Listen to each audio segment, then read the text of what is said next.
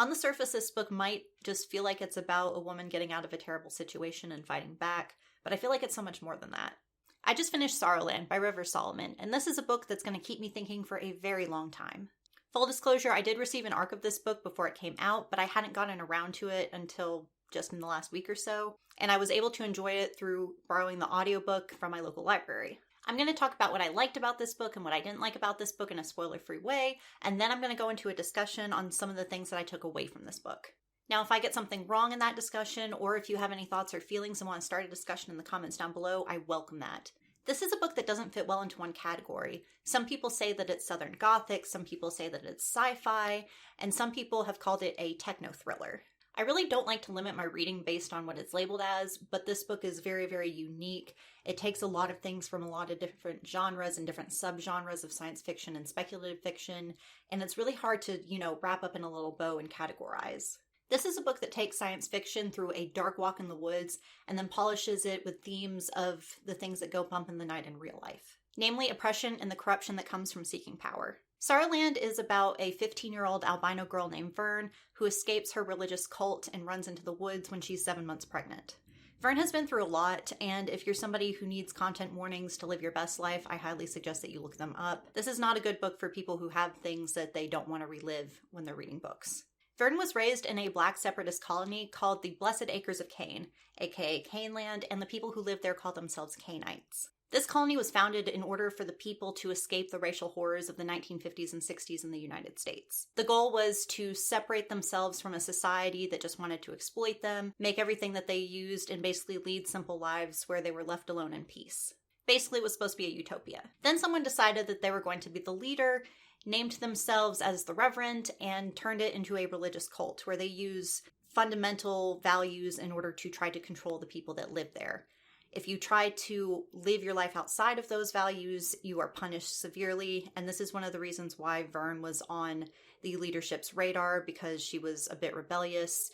Early on in the book, it basically says that she decided to make her life into a rebellion. But this is one of the reasons why the leader of the commune decided that he was going to marry her and give her children. The son of the cult's founder is named Reverend Sherman, and he is Vern's husband. Reverend Sherman thinks that he's a lot better than his father because his father betrayed the cult. Yet Reverend Sherman came to power because of who his father was and has done nothing to dismantle the system that his father set up. The Caneites all have these dreams or visions or night terrors of different beasts and people from historical times, and they call these experiences hauntings. Vern experiences these hauntings much more often and much more intensely than other members of her community do, and this allows her to interact with the metaphysical world and for it to interact with her. Vern has a childhood friend named Lucy who escaped the commune twice. Lucy was instrumental in getting Vern to understand that her life in Caneland was not normal, and that it was a good idea to try to escape. However, Vern didn't realize that until after she was pregnant with the twins. While the woods mean freedom from Caneland and her husband, there's also danger lurking there. There's this beast called the Fiend that has been basically stalking Vern, and it will leave hunted animals left in baby clothes, and it's just really unsettling. Basically, this fiend is to try to scare her into going back to Caneland or eventually take her by force. And it basically represents to Vern that even though she's escaped, she's not actually safe. Vern spends a lot of time trying to provide for her family and teach her twins how to survive and live on their own without exposing them to the evils of society. And over the course of the story, Vern's body starts to change. At first, she's just stronger and faster and able to do things with very, very little sleep, which sounds great because that helps her survive and helps her avoid getting captured by the Fiend. But at the same time, she starts to grow an exoskeleton, things start getting very, very weird, and she starts to wonder what's happening to her. Vern also has the opportunity to step back and examine who she is as a person and try to find an identity for herself outside of the one that was thrust upon her when she was in Caneland. In Caneland, not being a straight person was very, very much frowned upon. Homosexuality was seen as a white man's disease that was meant to stop people from reproducing.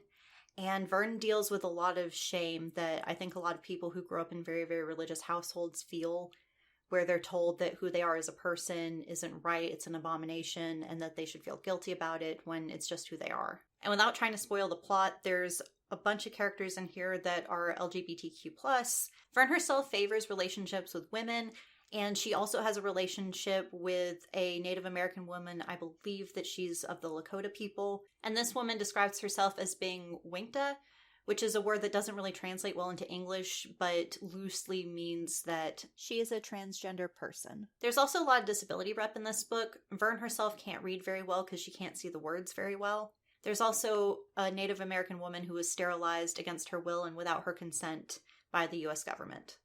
Experimentation and taking away people's power to make their own decisions about their bodies are some of the major themes in this book.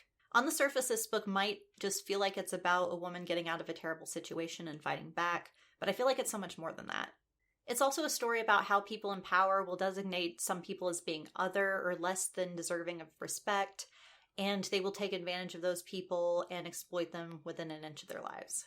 One of the things I really liked about this book is that it was deeply atmospheric.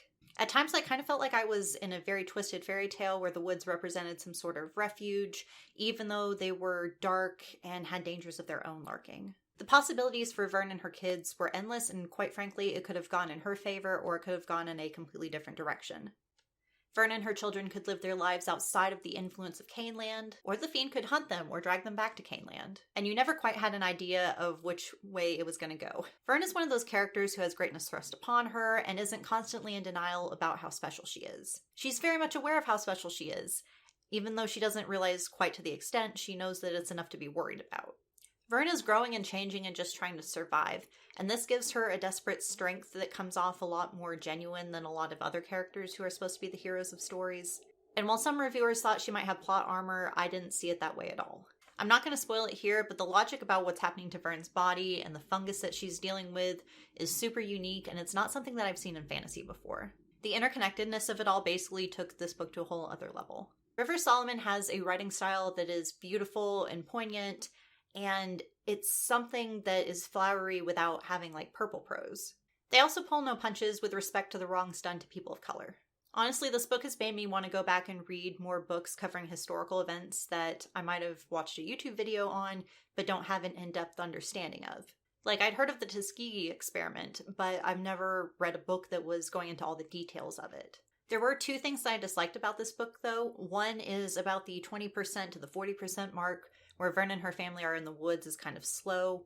I actually ended up putting this book down for a while and then coming back to it because I wanted to try to finish it. And I'm really glad that I came back to it, but at the same time, I wish I could have just powered through that part, or that it had been a little bit more plot-based and a little bit less whimsy woods.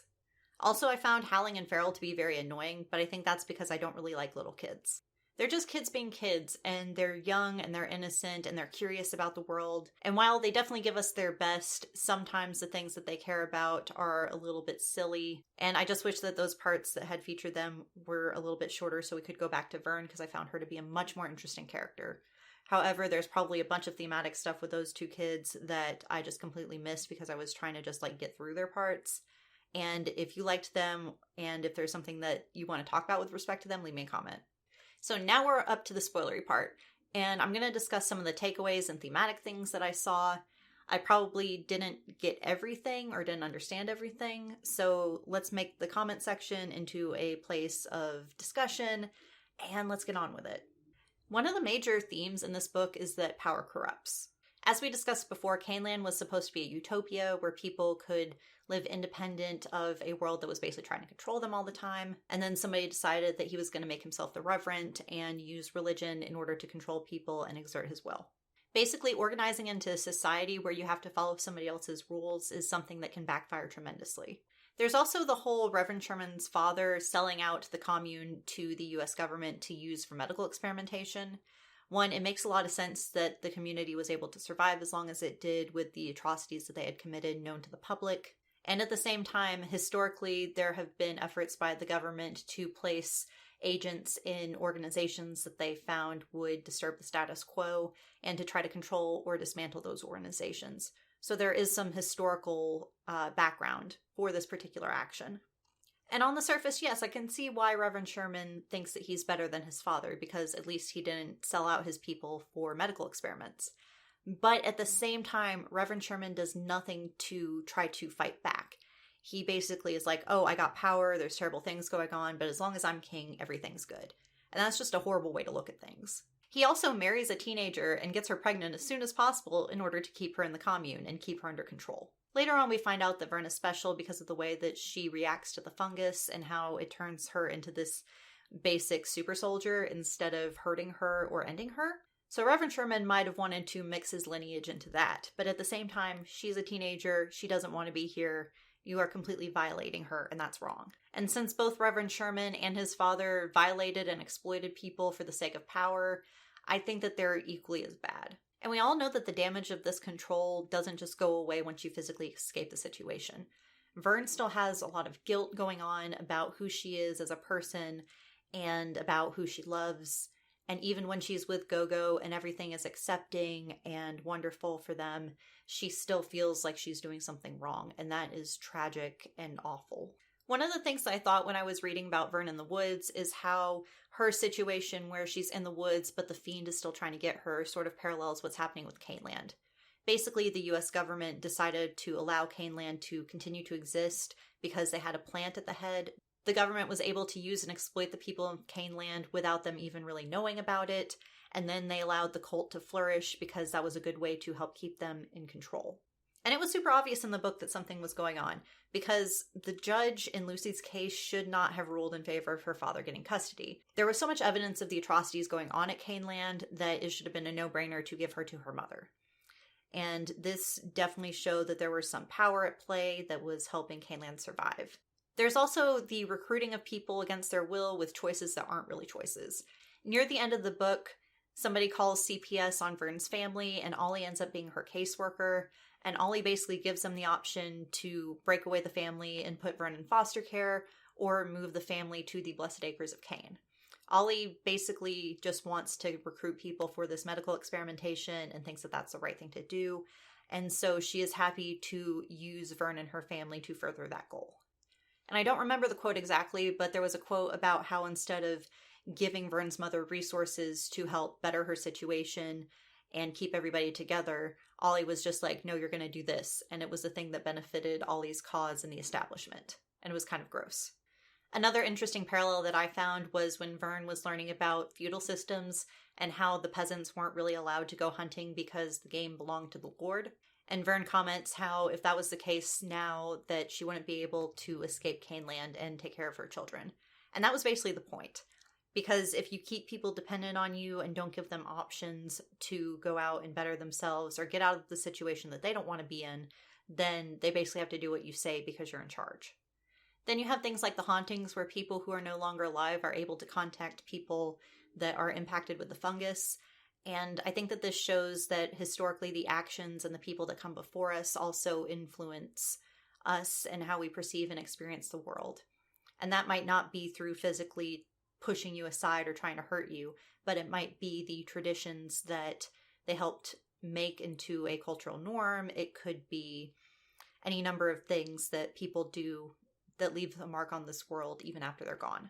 I also thought it was really interesting how Ollie and Gogo are basically foils for each other. Ollie is a white woman who never ages, and she has control over Queen, who was one of the founders of Caneland and has the same affliction that Vern has, except it's much more advanced because she's like 50 years older than Vern. And basically, Queen has been hurt so much and basically tricked into caring for Ollie. And Ollie basically is ageless because she's getting power and sustenance from Queen. This basically represents an exploitive relationship between Ollie and Queen. Ollie represents a society that is built solely for the benefit of white people, and Queen represents people of color who have wonderful things to give and power and just so much to offer, and how it's basically being siphoned away. And this is all to the point where we really don't notice it happening anymore. And then she tries to do the same thing with Vern, but Vern figures things out and decides to set fire to that. Gogo, on the other hand, as a Native American woman, has experienced being taken advantage of and somebody trying to control her entire culture. And I mean, this is pretty easy to see. Like, the Americans took over the United States, ended up putting the Native Americans in reservations, and basically tried to erase their culture by taking their children away from them and raising them to be culturally more white. And of course, Bridget was sterilized without her consent, and that's something that actually happened. I don't want to be the person who's like, just go Google things, but this book definitely made me want to go Google things and learn more about the atrocities that other people have had to suffer. Ollie also rushes into a romantic relationship with Vern when she is younger and more vulnerable and in a really bad place, whereas Gogo does not want to be in a relationship with Vern when she is vulnerable and able to be taken advantage of because she knows that's wrong. Gogo also heals Vern and tries to take care of her children, teach them how to read, and is truly invested in Vern and her family as people instead of as a tool to be used for later. Gogo is a self-taught healer who always goes out and tries to help as many people as possible, whereas Ollie uses her position as a social worker to try to recruit for Caneland. And it's just like these two women have a lot of things in common, but their motives make their characters completely different from each other. Now, going back to Lucy's story, this was awful, and I cried a little bit when I got to this part in the story.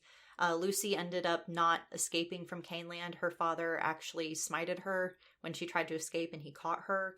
Basically, her father cared more about controlling her life and being in charge than he did about her surviving and having her best life. And I think that goes back to the whole power corrupts, and people who have power over other people just want to maintain that and don't have the other person's best interest at heart. It was a beautiful moment when Lucy said that she enjoyed living in Vern's head, because at least then they get to be together, even though they're not really going to be together personally, like in the real world, like Vern and Gogo would be. In nature, fungus eats things that have gone awry, and metaphorically, the fungus acts as something that takes everything that ends and brings it together into one network. Magic system I don't think is the right word here, but I think that the fungus was a beautifully imaginative way to make a very interconnected magic system, and I feel like there's a lot more nuance here that I'm just not understanding. So if you have more to say about it, leave me a comment. So that's my review and discussion of Sorrowland. I'm not sure if I understood the book enough to be the right person to do a review and discussion on this book, but I at least wanted to try to get my words out there and see if anybody had anything to add that I could learn from. If you like what I do, please hit the subscribe button and join the Cap Nation. We'd love to have you. I post bookish videos whenever I can get around to it because I'm a very busy adult with plenty of things to do. Like, share, subscribe on all your social media, and if you think that I suck at this, leave a comment down below and I'll try to suck better next time. Bye.